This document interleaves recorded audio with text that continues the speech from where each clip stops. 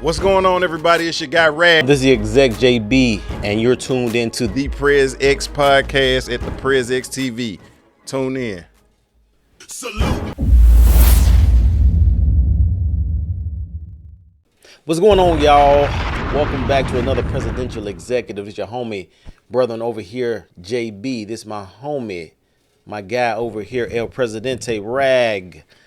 What it do, my guy? Man, what's good? What's good, broski? We here this kind of like a bonus, kind of cut a little bit, however you want to call it. Not really like a rundown. Yeah, it's not really a rundown. It's like a half of a, however you want to call it. You know what I'm saying? We here, but we Crown Vic in the building, man. I want to give a shout out to Crown Vic over there, man. Doing his thing, you know what I mean, helping us out. We appreciate you, my guy. Man, before we get into it, man, make sure y'all like, share, subscribe, hit that button if y'all haven't. Thanks for all the new subscribers. Y'all know where we at. We're not gonna go through the list, but wherever you get your streaming podcast, please make sure you also subscribe there and follow us on all social media sites as well. And this may not be a popular thing to talk about. But this is kind of what, you know, my Twitter hashtag game is crazy. So yeah, but maybe we can make it like that. So this is kind of one of these that are, you know, probably predicated to our demographic, maybe, or maybe some younger people that may actually care. Yeah, you know what I'm saying. And given with this, certainly been in the news a lot lately. It's been in the news a lot, and you know, you brought it to my attention when we talked earlier, and I knew about it, but I didn't. I just watched the interview. I didn't tune in because I remember seeing clips and him talking, but then it was a reason why I was like that, because I was like, you know, he probably gonna be saying a lot of BS on there that, you know, yeah, and it was yeah, right. Yep. And so I was right about that, but then when I looked at it, I was like, yeah, we might want to talk about this, because that was probably gonna be like an executive mindset. You know what I'm saying, a little bit, but we're gonna rap about this. We're talking about Jonathan Greenblatt. He was on the Breakfast Club, I think by this time come out, probably about a week ago or so, over a week ago by the time this comes out. But he was talking to DJ Envy and Charlemagne, CT the God, about just the ADL. He's the CEO of the ADL, right? The new CEO of the Anti-Defamation League. Anti-Defamation League, which that's the ADL. And if you are familiar with the ADL, that is, you know, that's the people that have been that said something about Chappelle on their Saturday Night Live stuff, and, you know, really running a lot of stuff, right? And I came across the interview they did with the Breakfast Club, and I got the vibe, and I'll get you what you thought too, Rag. Just initially, I got probably some other stuff to get into as well about that, but he sounded to me like a used car salesman. Yep. You know what I mean? To a not to a degree, but that's where he kind of, but a very intelligent one. Like no, they're gonna. I mean, anytime you have an organization like that, they're not gonna put.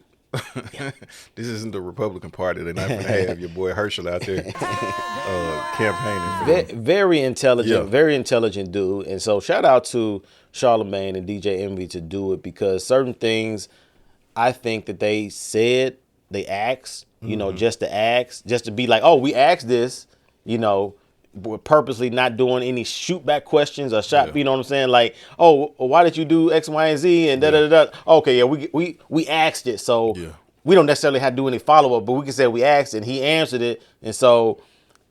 And I was gonna say they had him on there right after. I think it was either right before or right after they had Dr. Umar on there. Yeah. So Dr. Umar was just on there too, and I was like, man, I really would I would love to see. I don't agree with everything, but like, you know, when he comes, you know, correct, you know, he come correct. So. Right, and he brings it. And but Jonathan Greenblatt, he had a lot to say, and so what really opened my eyes, you seeing Rizza Islam. Y'all know that's our guy on the show. Shout out to Rizza Islam. You know what I'm saying? Shout out to Rizza Islam, man. He's a good dude, very solid information in what he has to say. So anytime he speaks, I listen. You know what I'm saying? And honestly, like, I agree with a lot of what he has to say, because you can cross-reference what he says. Right. He gives you certain. Yeah, he gives you citation. Right. And that's like when we started this podcast, that's what we said. We're not just giving information, but we also try to give citations so you can go look it up for yourself. Right. And if we're wrong, correct us and we'll come back. And we've done that before. You know, we have no problem self-correcting and being like, hey, my bad. You remember last week? So Rizza come with it. And he was talking about a lot. One of the things I think when I looked at the response video from Rizza, he timestamped a lot of the stuff like minute for minute. At 8:58, he said. Right, right. And one of the things, I wrote a couple notes down because as I was looking at it and double multitasking, doing certain things, I remember certain things because it was fresh because I just listened to the Breakfast Club. Greenblatt, he was talking about that they're, I think, the oldest hate group, in the country, in the world, or something like that in 1913. And so then Rizza, but no, let me go back. Greenblatt, he told a story of how it happened. You know what I'm saying? A Jewish man that was innocent, and they just happened to, Last name, I believe, Leo Frank. Leo Frank. That was the guy's name. Leo he Frank. never said Leo Frank's name. He didn't. On it. Purposely. Because if you say the name, it's gonna be people like us that's gonna go Google and look it up. Yep. As a shout out to DJ 316, we would Google it. Google it. Yep. So he never said his name, but keep going. Nah, he said basically he put out a lot of surface information. He said it was a Jewish man that was accused of doing something that he didn't do, and they actually took him and hung him in the other town. And so that's, if you remember more of the story than that, you can tell me. But that was the gist of it that Greenblatt said on the show, right? So and I don't know, do you want me to, I guess, say what the truth of it was or what? No, just the story that he told. All right, we'll get to what the truth is. So basically what it was is he never said the guy's name, which was Leo Frank. He owned a, I believe it was like a printing company or a pencil company or something like that.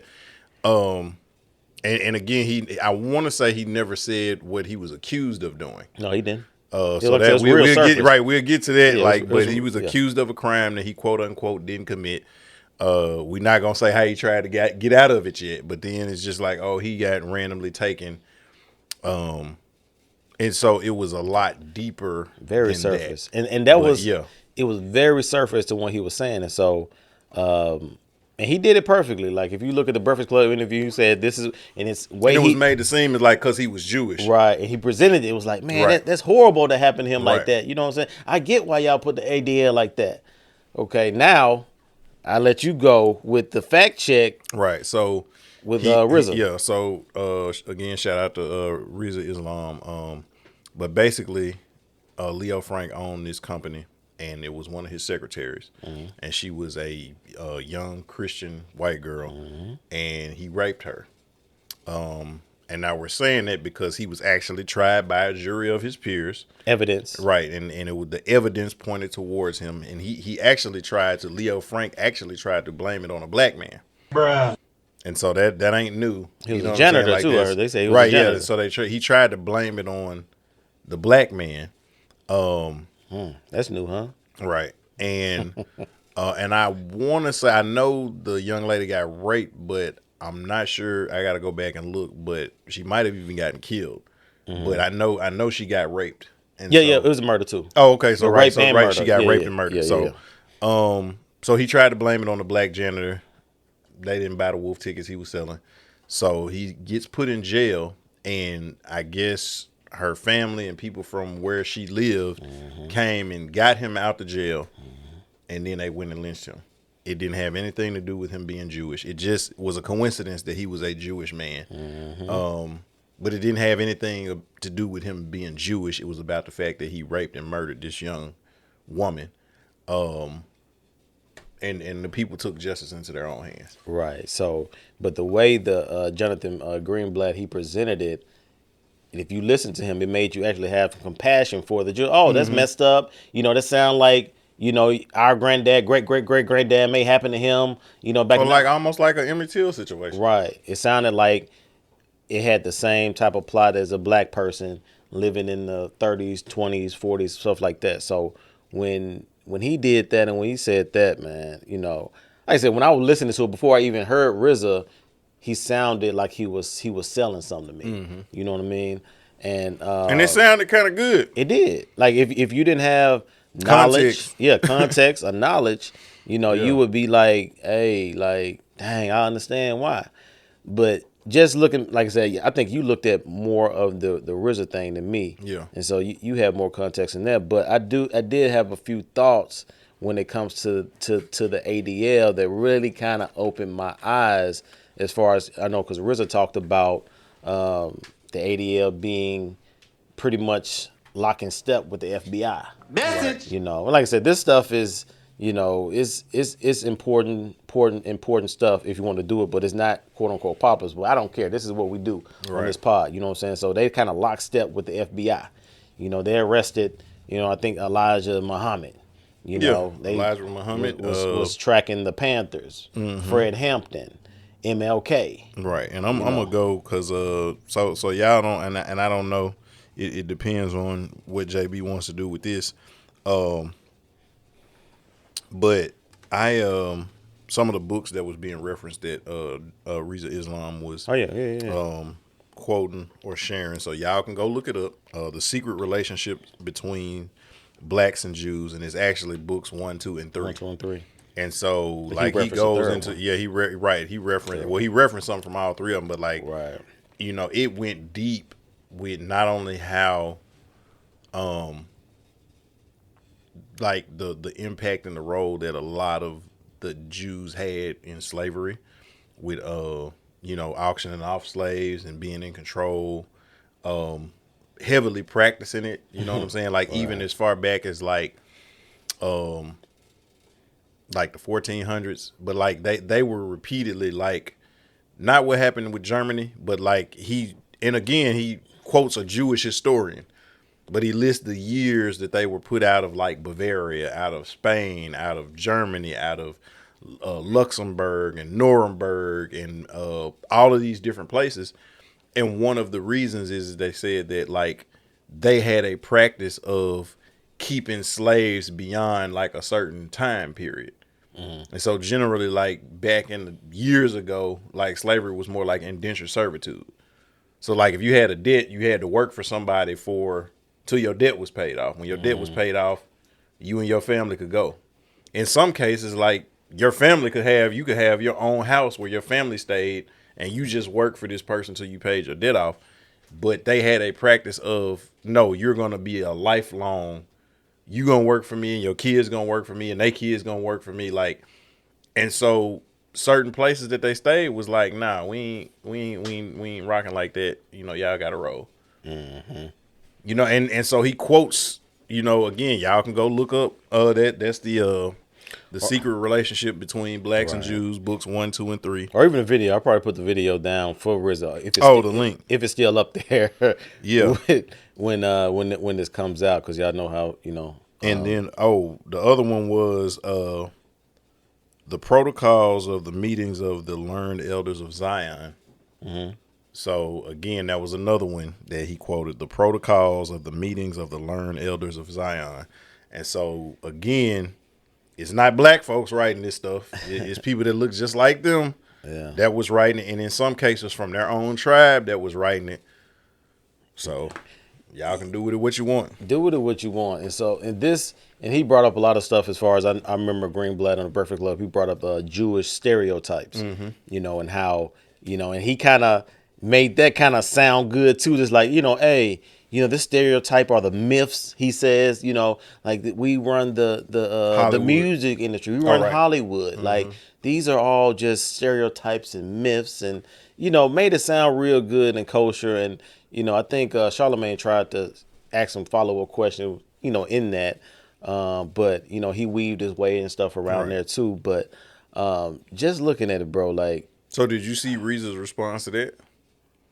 And I didn't know this. So like I didn't know that they helped found Hollywood. Yep. Yeah. I did see that part. I knew that there was a lot of executives there, but like they helped found Hollywood. Of course.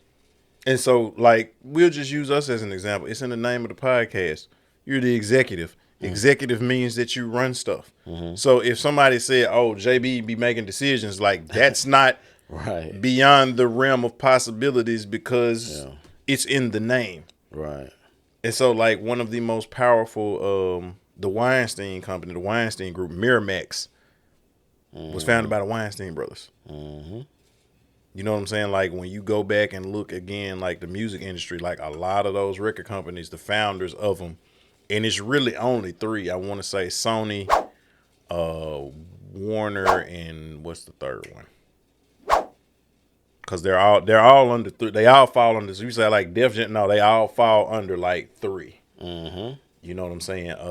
Right, and I think it's evident. Yeah. Like the whole thing, like, and I knew it before I even watched the RZA thing. Like I said, it just he sounded. I think RZA used that a lot in his video, omission. Mm-hmm. You know what I'm saying? It's a lot of things omitted. He mentioned a lot of stuff, a lot of surface stuff, but he omitted the meat and potatoes of what he was actually, trying to explain to do, right? Yeah. And so It reminded me when you said that, like, I don't know if you ever seen this movie, The Great White Hype, with Samuel L. Jackson in it. So, like, it was a part where he was going off on John Lovitz, and he was saying, like, John Lovitz was like his publicist or his, like, the guy his spin doctor. Mm-hmm. And so he was going like, why are they saying these things about the fight? And John Lovitz was like, because it's the truth. And Samuel L. Jackson was like, but the truth needs to be shaped and molded. Yeah. And when you said that, it was like, it made me think about that. Like, he's shaping and molding the truth for people to, for what I want it to be. Right. I did jot some thoughts down here. I didn't have any time to jot it down, so I'm not going to even try to act like I remember exactly what I wrote here. But just, I like to deep think, on certain things. And when I think about this, the ADL, I think about the last couple of weeks, what I've talked about in an executive mindset with LeBron and the Jerry Jones photo and other stuff like that. So I'm just going to say that I said this reminds me of how a lot of black people are quick to shift the blame in conversation and open to talk about, white people, systemic racism, etc., which is a real thing. I think we can all agree it's a real thing, but refuse to hold the people like are that's associated with the ADL, that are more of the culprits of the overall power and influence. Mm-hmm. You know what I mean? Like, even with the part that I did see where RZA, he did mention that as well, as far as this is really the top, the dangling of the puppets. You know what I'm saying? Right. Like like the other stuff is real, like the systematic racism, red line and white people, stuff like that. That's real, but then it's another hierarchy, right, that we don't want to touch. Or with LeBron, I brought up LeBron to where, because he was, he spoke about the Jerry Jones photo, right? Mm-hmm. He spoke about the Jerry Jones, which is adamant. We talked about it on here. We had two different views on that, but I think it was twofold, because on the one side, it got the stuff off LeBron from saying the ignorant stuff he said about Kyrie a couple weeks before. But then it also shifted the conversation from the J community. You know what I'm saying? You know what the J community is, and so it brought us back to our common folk, which is white supremacy, systematic racism, right, which is everybody is open on social media and everything to talk about, right? It's no holds barred with that. You got Jamel Hill talking. We got Lamont Hill, Marcus Hill, whoever his name is. Lamont Hill. They talking about it. Even wrote articles about it. You know what I'm saying? Well, nobody writing articles about what Kanye and Kyrie was talking about. Now, they talked about him, if anything, right? They talked about him. So that was on the side of what the ADL and stuff is. And so I'm looking at it as in just like they were LeBron was forced to say something about Kyrie, and about that whole anti-Semitism situation, right? And so, but when he brought up the whole Jerry Jones thing, it was like, hey, let's get back to what we really can talk about.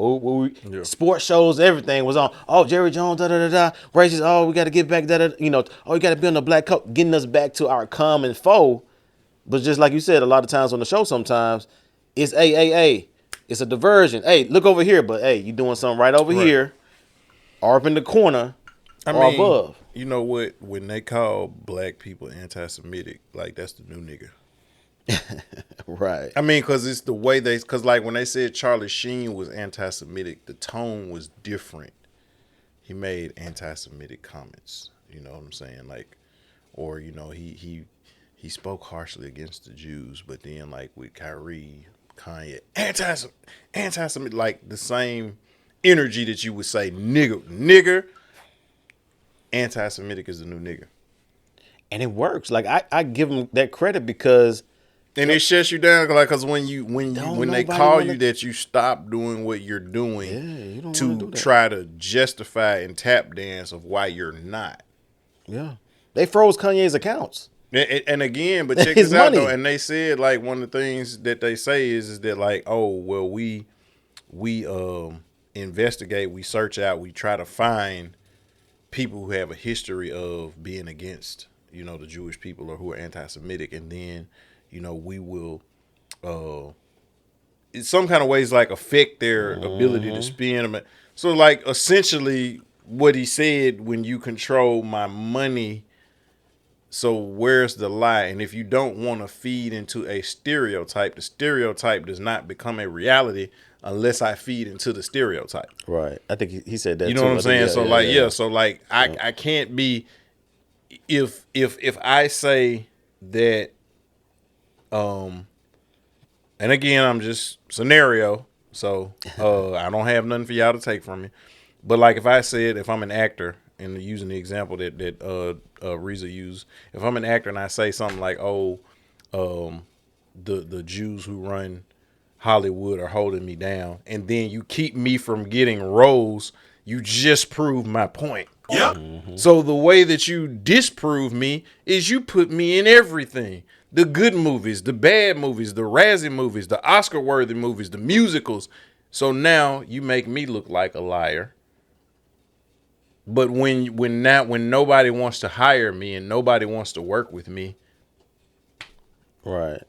And that's the elephant in the room that nobody wants to talk about, or because Kyrie and Ye brought up this whole thing, and the conversation was out there like, hey, the J community, they kind of run X, Y, and Z, and they and do this and anytime do you that. say that though, when Nick Cannon said it a couple of years ago, they tried to do the same thing to him. Right. And so since we can't talk about that, we always go back to what we're comfortable with, talking about the racism, the systemic racism, which is real. I don't want to be able to talk about, oh, you told me they, I ain't saying it's not real. I'm just saying there's a hierarchy above that it's clear, like it's easy to talk about. The NBA put stuff on the courts, Black Lives Matter. We put gestures out there. They're taking down statues all over the country to appease us. You And know I what I'm want to saying? say, yeah, we talked about it on the last rundown where at the two schools in the capital of Alabama, they changed the names. Yeah. Like from two Confederate generals, they changed the name. And so it makes it seem the illusion of, oh, we're getting better, we're doing this and doing that. But I think the stuff with ADL and what even Jonathan Greenblatt was talking about on the Breakfast Club, but you got to watch the RZA thing too. You know, Gotta watch both of them. You got to watch both of them to kind of get, because RZA breaks it down, it down. And he time stamps it like you said earlier, like he goes at 8:52, at 9:48, at 11:20, like he goes through and pinpoints. I'm like, why we're so outward and good and won't get canceled or won't get censored on Facebook or something if we say anything about white supremacy, or we say anything about redlining or systemic racism, gentrification. they cool with that. You can type all day, you can post videos all day on that, but as soon as we talk about the J community, hold on. Wait a second. So who's over Facebook? he's in the J community. Mark Zuckerberg. Yeah. It's no secret what religion group he's a part of. And the crazy thing is, and this is my, I'm not gonna say my issue, but the crazy thing is, a lot of people who benefit don't even practice that particular faith. Mm-hmm. So, and it's not the thing about that is not just your tribe; it's a combination of your tribe as well as your faith. Mm-hmm. So it like you can't separate one from the other. So if you say, I denounce the faith part of it, essentially you kind of denouncing a tribe. Mm-hmm. You know what I'm saying? But like, it's like, oh no, I'm not. I'm still a part of the. That's like saying, that's like telling your wife, I'm gonna move in with this new broad over here, but we still married though. And unless you one of these, weird Hollywood couples, like, see how long that work. Right. Let me know how that work out for you. And if you heard what I said earlier, we about to finish here in a second, but this whole thing with, we looked at, you see the Martin Luther King movies that came out some years ago, Malcolm X. What's known out there now that we know about those situations? Who was involved in their demise? I'm not going to say it. I'm not going to, you know what I'm saying? You should know. We know because we watched it. And so even what Rizza talked about, who is the ADL in lockstep with that? You know what I'm saying? It's out there. So again, I put everything, under the video, probably even the Rizza Islam video. Hopefully it's not taken down. We know how the videos just disappear sometimes. You know what I'm saying? Yeah, it's happened to us. Yeah. So, but it's just something to think about. I would like y'all comments. You know what I'm saying? I'll give some time to it. If you comment and we can, rap about kind of what you think about that. If you did watch the Jonathan Greenblatt Breakfast Club interview to see kind of what you think about that. Rag, you got any? I mean, and you know what? I'm not going to respond to ignorant comments. So if you just get on talking crazy, like, your opinion of me is not my business. That's real. You know what I'm saying? That's so real. like, you can think what you want to think. What you eat don't make me shit. Yeah. If somebody says something of value and they're really inquisitive or they really want to know a perspective, if they misunderstood something and they need some clarification, I don't have a problem responding to that comment. Yeah. But if you just, here y'all go, to, like, I'm not gonna. Right. I leave that to JB. I might give a little time. I don't have energy I like, for that. Get you to respond, Yeah. man. Get you back. Maybe even check you a little bit to kind of see where you're doing that. Just let's do that, y'all. But until next time, y'all continue with that executive mindset. And most definitely keep it presidential. Salute. Arrivederci. Now.